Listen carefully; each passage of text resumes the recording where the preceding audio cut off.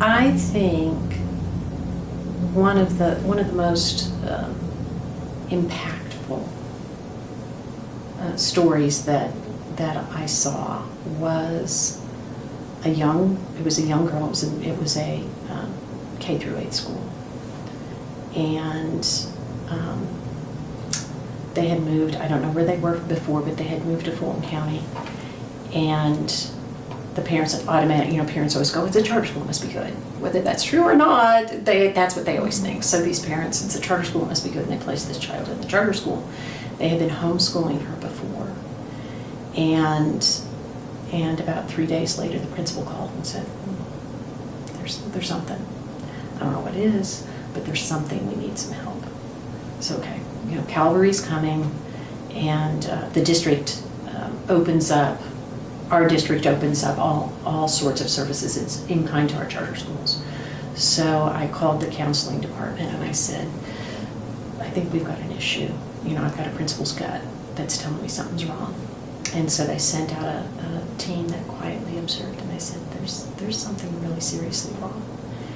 And the more we kind of peeled back this onion, the parents had always known there was something wrong with the child, but were frightened, so they homeschooled her, which just made it worse. And sure enough, the poor little thing had a terrible learning disability that had gone completely undiagnosed.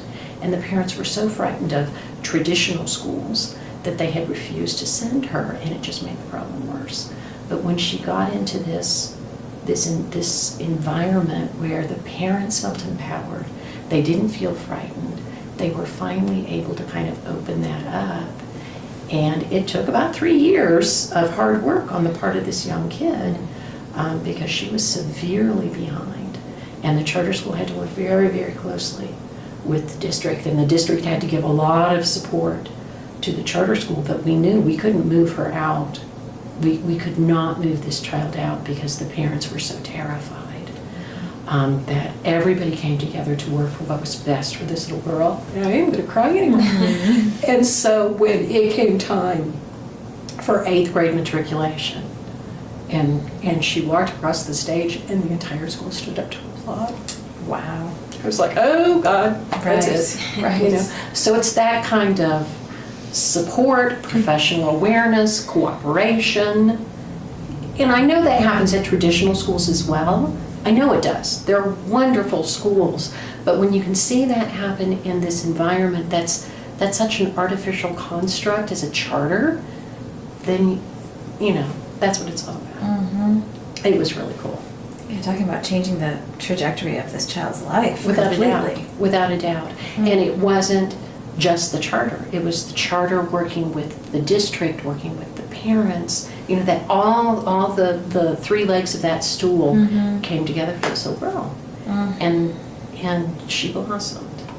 And it can happen at any school, but there's something about that nurturing environment when a community really owns its school and the parents really see, I can choose this for my kid, and that comfort level that they can bring, that can make all the difference. Well, the fact that these parents even came forward, they came to the table because they felt like, because it simply was called a charter school, it wasn't so scary for them to conceive Exactly. of being part of that community. Exactly.